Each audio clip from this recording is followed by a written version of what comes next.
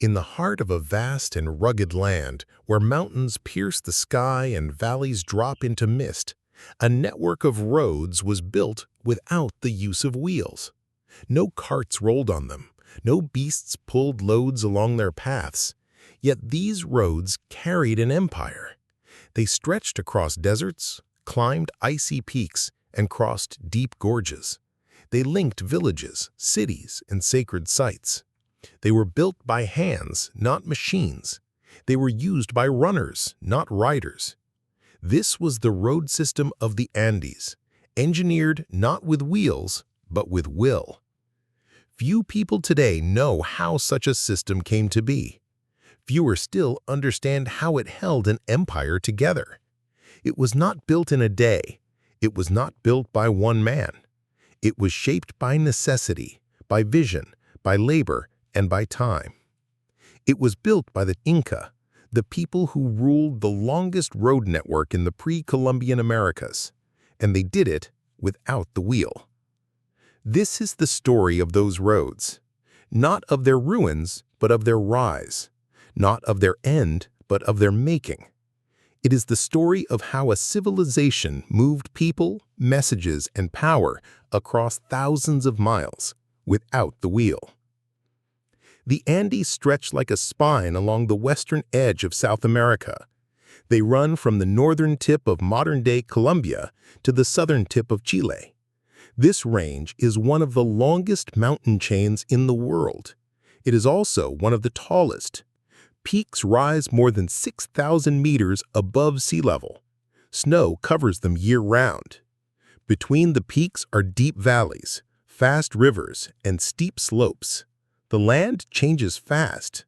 One moment you stand in a cold highland, the next you descend into a hot, dry desert. The western side of the Andes drops sharply to the Pacific Ocean. This coast is dry. Some parts have not seen rain in centuries. The eastern side slopes into the Amazon jungle. There, rain falls often. The air is thick. The ground is soft. Travel here is hard. Travel across the mountains is harder. For thousands of years, people lived in this land. They adapted. They farmed on slopes. They built homes on cliffs. They found ways to survive. But they did not move much. Distance was a barrier. Mountains blocked paths. Rivers flooded trails. Deserts baked travelers. The land kept people apart. Then something changed. Around the year 1200, a small group of people settled near a valley in the central Andes. Their village was called Cusco, later known as Cusco. They were not strong at first. They were not rich. They spoke Quechua. They wore wool clothes. They grew potatoes and maize. They lived like many others. But they had a plan. They believed their leader was a son of the sun. His name was Manco Capac. He claimed the gods gave him the right to rule. He began to expand. He made alliances. He took land. He built. He sent messages. And he needed roads. Without roads, his power could not grow. Power in the Andes could not be held by force alone. Land was too broken. People were too scattered. To rule, a leader needed to send orders, to collect food, to move soldiers, to gather taxes, to spread belief. All of this required movement. But movement was not easy. The Andes are not kind to travelers. A straight line on a map means nothing here. A journey of 50 kilometers can take days. One valley may sit at 2,800 meters, the next drops to 1,200, then climbs again. Paths twist, they zigzag, they rise and fall with the land. A man walking must carry his own weight. He must carry food, water, supplies. He must watch every step. Rivers cut across the way. Some are small, others are wide and fast. In the rainy season, they swell. They turn to brown torrents. Stones roll underfoot. A slip can mean death. There are no bridges at first, only logs, only rafts, only risky crossings. Then come the cliffs. Sheer rock faces rise on both sides. Trails cling to the edge. A fall means a long drop. Wind howls, dust flies, visibility fades. And in the highlands, the air is thin. Breathing is hard. Lungs burn. Legs weaken. A runner may collapse from exhaustion. A soldier may slow to a crawl. Even the weather is a threat. In the mountains, storms appear fast. Snow can fall in minutes. Cold bites. Frost forms on clothes. A traveler caught in the open may not survive the night. And beyond nature, there are people. Not all groups accepted Inca rule. Some fought, some refused to obey. A messenger on the path might be ambushed, a supply train could be raided, a bridge might be cut. To send a message and never know if it arrived, that was a risk no ruler could afford. The Inca knew this. They had seen it. In their early years, when Cusco was just one village among many, they struggled to keep contact with allies. A drought in one valley meant hunger, but help from a neighbor could not come in time. A war on one border meant troops had to march for weeks. By then, the enemy had won. They saw how isolation weakened power. They saw how distance bred rebellion. They saw how silence led to chaos. So they looked for a solution. They looked at the land. They studied the rivers. They mapped the passes in their minds. They noted where the ground was soft, where it was solid, where a path could last, where it would wash away. They knew their tools were simple: stone, wood, rope, human hands. They had no iron, no wheels, no animals that could pull weight. But they had something stronger: a plan. They would not fight the land. They would work with it.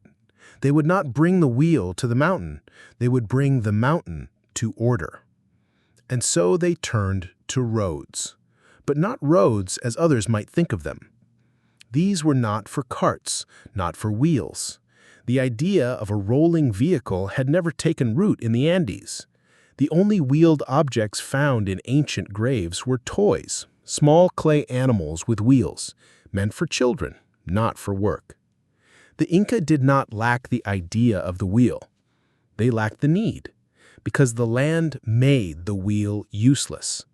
Imagine a cart on a mountain trail. The path is narrow.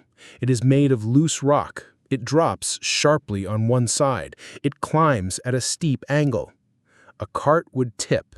It would break. It would block the way. Now imagine pulling it. What animal could do this? The Andes had no horses, no oxen, no donkeys. The only domesticated animal was the llama. Llamas are strong for their size. They can carry up to 30 kilograms. They walk well on rough ground. They are sure-footed. But they cannot pull a cart. Their bodies are not built for it. They move slowly. They need rest. They eat often. They do not like steep drops.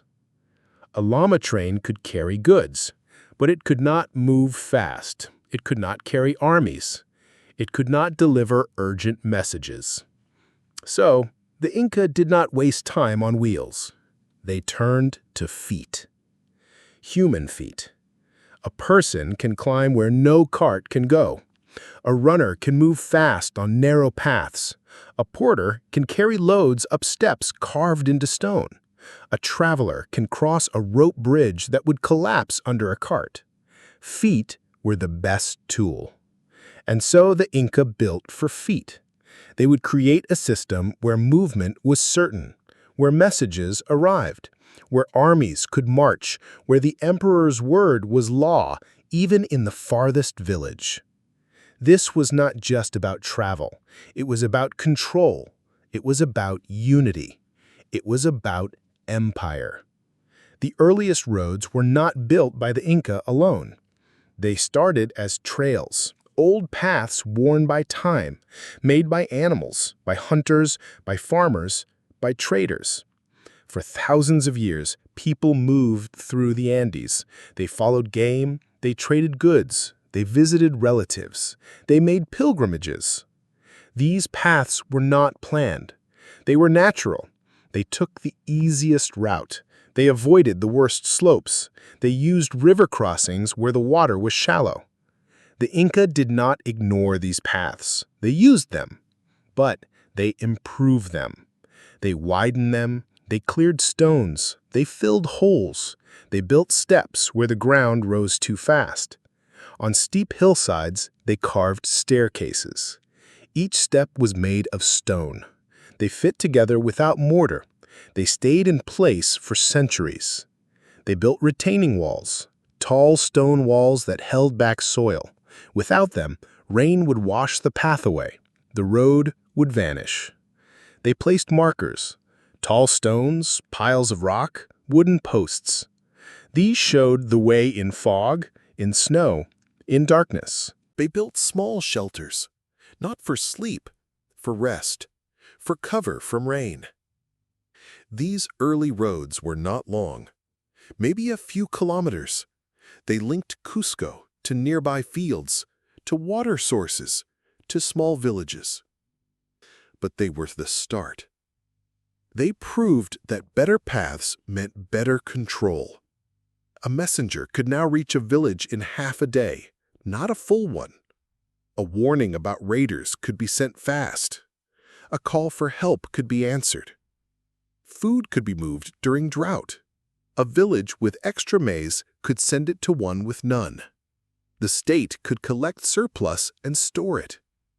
Trade grew. Potatoes from the highlands, fish from the coast, cotton from the valleys, salt from mines, all moved on foot. The Inca saw the benefit. They began to build more. They did not build all at once. They built as they expanded. When they made an alliance with a village, they sent workers. They improved the path to it. They built a wider road. They added steps. They placed markers. When they conquered a group, they did the same, but faster and with more force. The road was a sign of Inca power. Where the road went, the empire followed. Each new road brought new control, but it also brought new risk. A road made invasion easier, not just for the Inca, for enemies too.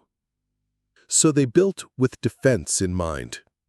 They placed watchtowers on high ground. Guards could see for miles. They could signal with smoke or fire. They built gates at narrow passes. A few men could block the path. They placed tambos, rest houses, only where the state allowed. Not every village had one, only those loyal to the Inca. The roads were open, but not for everyone. They were for the state, for the army, for the messengers, for the laborers. Common people could walk them, but only for work, not for rebellion. The Inca did not build roads for freedom. They built them for order. By the mid-1400s, the Inca were no longer just a local power. They were expanding fast. Their leader, Pachacuta Yupanqui, was the force behind this change. His name means he who turns the world, and he did. He was not the firstborn son. He was not meant to rule. His brother, Urco, was king. But when the Chanca people attacked Cusco, Urco fled. Pachacuti stayed. He led the defense. He won. The people saw him as strong, as chosen by the sun god. He took the throne, and he began to rebuild. He did not just defend Cusco. He transformed it. He turned the city into a center of power. He rebuilt temples. He laid out streets in order. He made the city reflect the shape of a puma, a sacred animal. The main plaza was the body. The rivers were the legs. The fortress of Sacsayhuaman was the head. He reorganized the army. He trained soldiers. He created a chain of command. He restructured the state. He divided the empire into 4 parts, called suyus. Each was ruled by a governor. Each reported to him. But to make this system work, he needed one thing: connection. He could not rule by being everywhere. He had to be nowhere and everywhere at once. His word had to travel, and it had to travel fast. So he turned to the roads, but not just any roads. He ordered a royal road, a main path that would run through the heart of the empire. It would start in Cusco.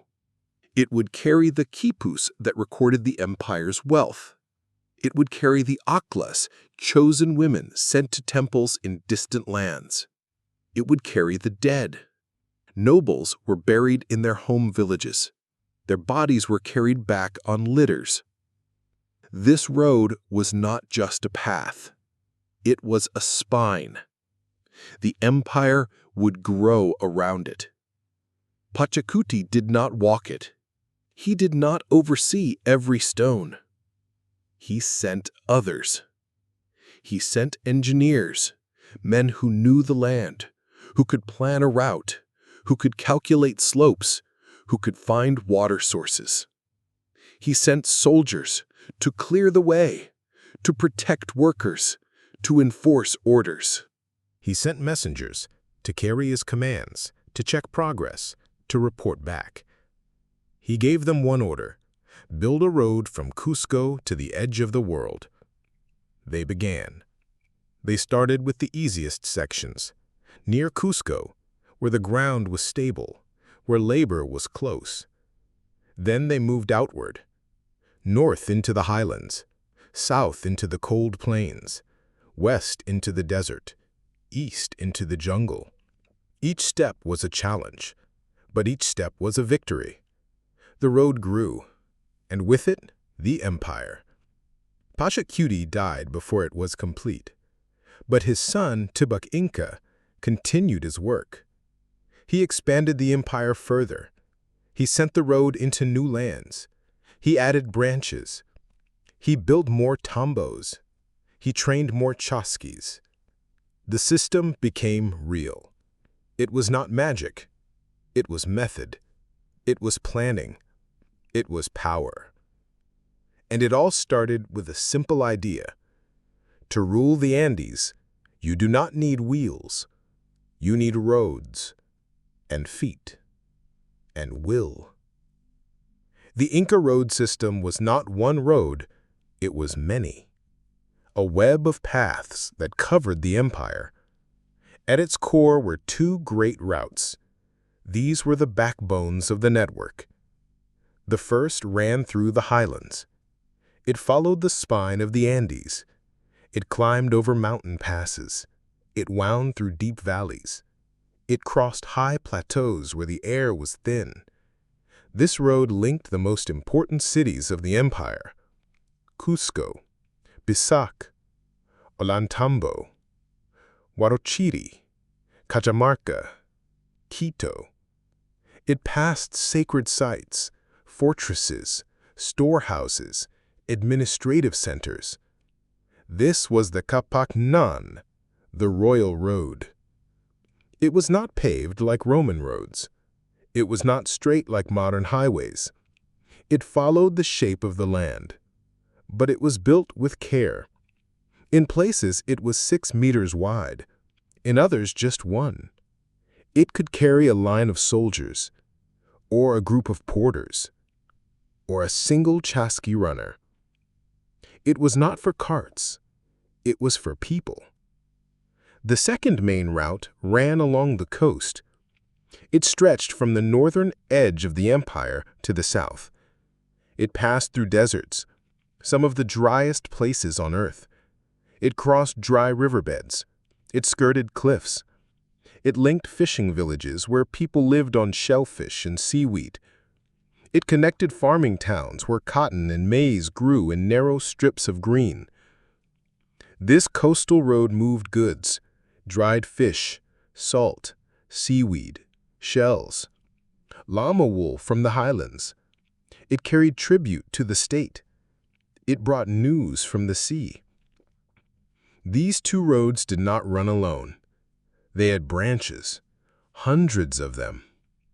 Smaller roads split off from the main routes. They led to villages, to mines, to temples, to farmlands, to sacred springs, to mountain shrines. These side roads were not less important. They were how the empire reached the people. A farmer in a remote valley might never see the Sapa Inca, but he saw the road. He walked it to pay his labor tax. He used it to bring potatoes to a state storehouse.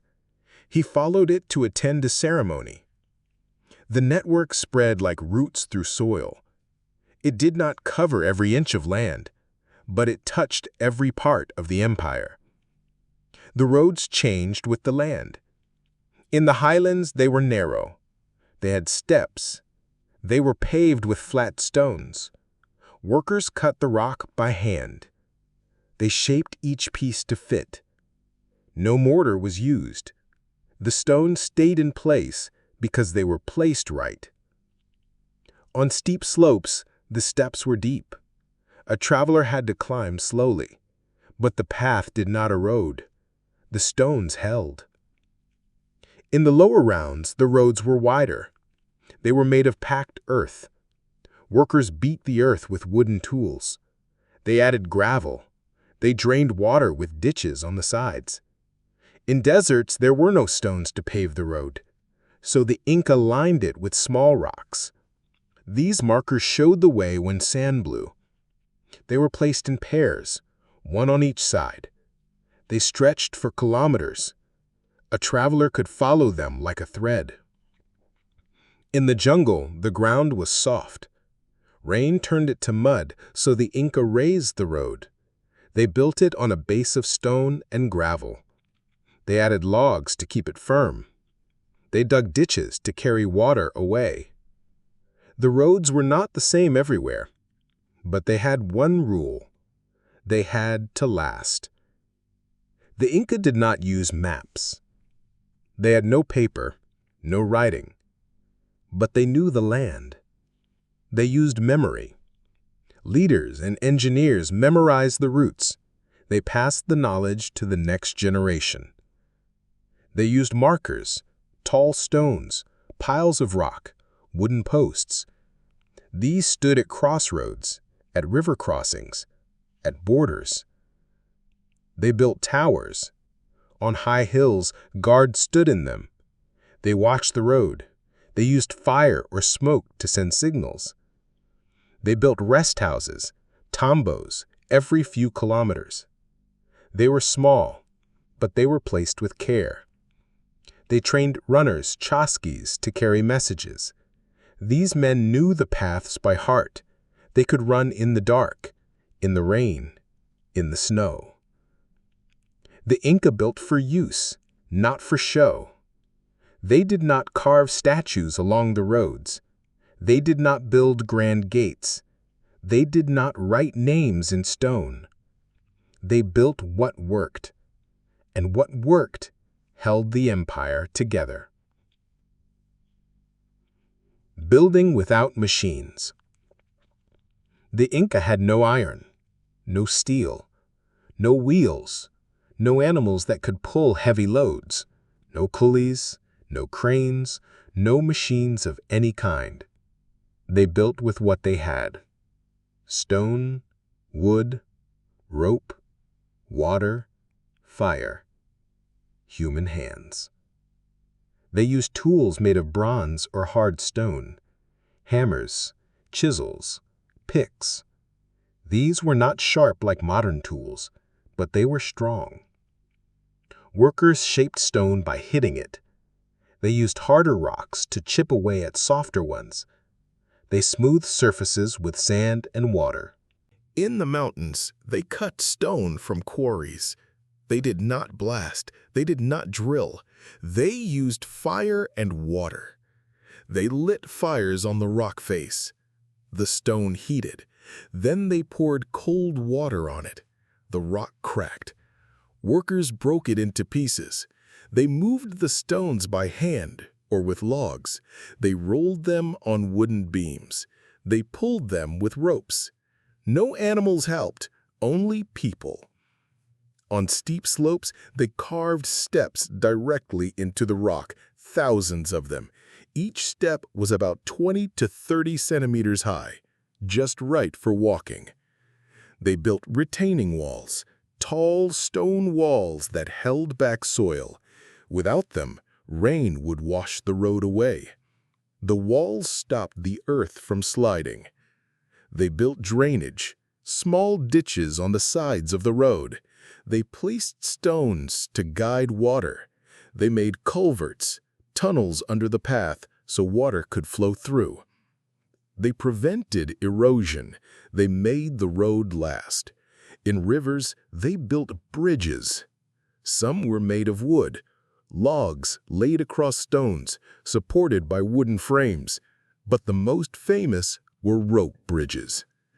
These were made from ichu grass, a tough, wiry plant that grows in the highlands. Workers cut the grass. They dried it. They twisted it into small ropes. Then they braided those into thicker ropes. These could be as thick as a man's arm. Teams of men from nearby villages worked together. They followed methods passed down for generations. They anchored the ropes to stone towers on each side of the river. The towers were built into the rock. They did not fall. The main cables were stretched across the gorge. Then smaller ropes were woven across them. Wooden planks were added. Handrails were tied on the sides. The bridge swayed in the wind. It creaked under weight, but it held. One of the most known bridges was at Quechua. It crossed the Apurimac River, one of the deepest gorges in the Andes. This bridge was rebuilt every year. The grass rotted. The ropes weakened. So the people came. 4 villages took turns. Each sent workers. They cut new grass. They wove new ropes. They rebuilt the bridge in days. They did not use nails. They did not use metal. They used knots. They used strength. They used tradition. The bridge was not perfect. It was not still. A traveler had to walk with care. But it worked. It carried people, goods, messengers, soldiers. It was a lifeline. The Inca did not invent the rope bridge. Other Andean people used them before, but the Inca made them part of the state. They did not leave bridges to chance. They checked them. They repaired them. They assigned villages to care for them. A broken bridge meant a broken road, and a broken road meant a weak empire. So the bridges were protected. They were not just tools. They were links between people, between places, between life and death. The Inca built without machines, but they built with skill, with patience, with unity. And in the end, their roads stood, not because they were grand, but because they were right. The roads had no carts, no horses, no wheels, but they had runners. These runners were called chasquis. They were young men, fast, fit, trained from childhood. They did not carry heavy loads. They carried messages, small items, quipus, knotted cords used for record-keeping, orders from the emperor, news from the front. They ran in shifts. Each chasqui stood at a tambo, a rest house, every few kilometers. He waited. He listened. When he heard the conch shell, he stepped out. The runner before him arrived. He passed the message. The new chasqui turned and ran. He did not stop. He did not slow. He ran to the next tambo. He passed the message. Another runner took it on. This chain went on for hundreds of kilometers. A message from Cusco to Quito, over 1,500 kilometers, took just days. In some cases, less than a week. The Chasqui system was fast. It was reliable. It was the internet of the Inca world. Along the roads stood small buildings. They were called tambos. They were spaced a day's walk apart, or a few hours for Chasquis. Tambos were simple: stone walls, thatched roofs, small rooms. They stored food, water, clothing, tools. They were not for everyone. Only state workers used them. Soldiers, officials, messengers, laborers on state projects. Common people could not stay. They had their own homes. The tambos were for the empire's work.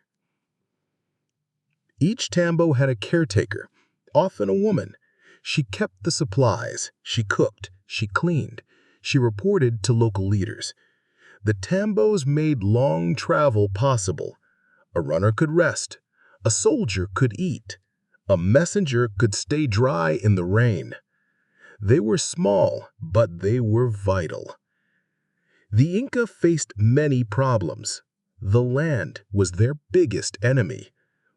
In the highlands, cold killed. Snow blocked passes. Ice made paths slippery. Winds blew hard. Runners died from exposure. In the jungle, heat and rain caused trouble. Trails turned to mud. Rivers flooded. Insects bit. Diseases spread. In the desert, they used lines of stones to mark the way. They placed towers on hills to guide travelers. They studied the land. They learned its patterns. They built to last. The Inca did not pay workers with money. They used a system called mita. It was a form of labor tax. Every adult male owed time to the state, a few weeks a year, sometimes more. They worked on farms, on mines, on temples, on roads. Road building was hard. It took months. It took teams. Hundreds of people moved stone, carried dirt, wove rope. They did not complain. The state gave them food, shelter, tools. They believed they served the Sapa Inca. They believed they served the sun god. The mita system was not slavery. Workers went home after their duty. They kept their land. They grew their food. They lived in their villages. But it was not easy. The work was tough. The roads were long. The mountains were high. Still, people came. They built. They served. The Inca had no alphabet, no written language. They did not write books. They did not draw plans. How did they build such a complex system? They used memory. They used models. They used quipus. Quipus were cords with knots. Each knot meant something: a number, a type of good, a place, a date. Engineers may have used quipus to record distances, to count workers, to track supplies. They also used spoken plans. Leaders gave orders, workers followed. Skills were passed by hand. Knowledge was not written, it was taught. This system worked. The roads were built right. They lasted. Under Pachacuti and his son, Tupac Inca, the empire grew fast. Tupac Inca was a warrior.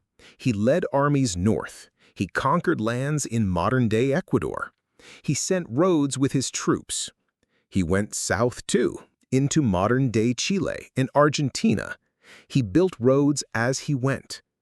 Each new region added new challenges, new climates, new terrains, new people.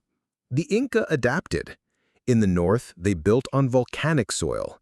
In the south, they crossed glaciers. On the coast, they dealt with sandstorms. They did not force one design. They changed the roads to fit the land. But the purpose stayed the same: to connect, to control, to serve the empire. The Inca did not see roads as just paths. They saw them as sacred. They believed the land was alive. Mountains were gods, rivers were spirits, paths had power. Roads linked not just towns, they linked sacred sites, temples, shrines. Offerings were left at passes. The Kapaknian was more than a route, it was a symbol, a line of power. It showed the reach of the Sapa Inka. It showed the order of the world. Travelers did not just move, they performed a duty. They honored the gods. Even the act of building was sacred.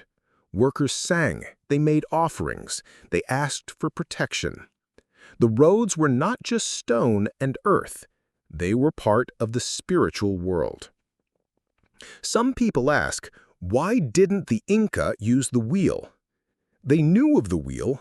Toys with wheels have been found in ancient Andean graves, but these were not tools, they were playthings. The wheel needs flat, hard surfaces. The Andes had neither. Paths were steep, rocky, uneven. A cart would tip, it would break. The wheel needs animals to pull it. The Andes had no horses, no oxen, no donkeys. Llamas are too small. They walk slowly. They cannot pull heavy loads. Even if the Inca had invented wheeled carts, they would not have worked. The land made the wheel useless. So they did not use it. They did not need it. They had feet, they had backs, they had ropes, they had skill. They built a system that worked for their world. The road system was a success, but it had a cost. Labor was heavy. Men left their farms. Families lost workers. Crops might not be planted. In harsh regions, workers died. Cold, falls, illness. The high passes were dangerous. Some people resented the mita. They had to serve. They had no choice. But the state gave back. In times of famine, the empire shared food from storehouses. In times of war, it provided protection. The roads brought benefits. Trade grew. Messages moved fast. The empire stayed strong. Still, the cost was real. The system relied on human effort.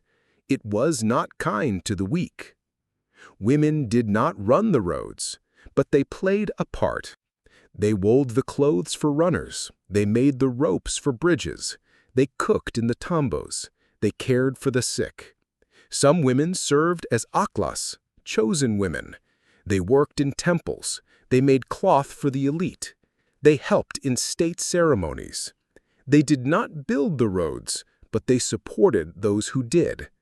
Their work was quiet, but it was essential. By the late 1400s, the road system was complete. It stretched over 40,000 miles. It ran from modern-day Colombia to Chile, from the coast to the jungle. It had two main trunks, many branches, rest houses, bridges, tunnels, staircases. It was the largest road network in the Americas before Columbus. It moved people, messages, goods, armies. It held the empire together. The Inca did not know it, but their time was short. In 1532, strangers arrived. They came from the sea. They wore metal. They rode animals with hooves. They carried loud weapons. They were led by a man named Francisco Pizarro. They captured the Sapa Inca. They took Cusco. They broke the system. The roads were still there, but they no longer served the Inca. The chasquis stopped running. The tambos fell empty. The bridges rotted. The empire was gone. The physical roads are still there, parts of them, in Peru, in Ecuador, in Bolivia, in Chile, in Argentina. Some are used by farmers. Some are hiking trails. Some are buried. In 2014, UNESCO named the Kapaknaeon a World Heritage Site. It praised the engineering, the planning, the cultural value. But the true legacy is not in the stones. It is in the idea. The Inca proved that a great system can be built without wheels, without writing, without iron, without animals. They used human strength, human skill, human will. They faced the mountains, the deserts, the rivers, and they built a path through them. The next time you see a road, think of the Andes. Think of a path carved into stone, of runners in the cold, of bridges made of grass, of an empire that moved without wheels. It did not roll, it walked, and it reached farther than most ever have.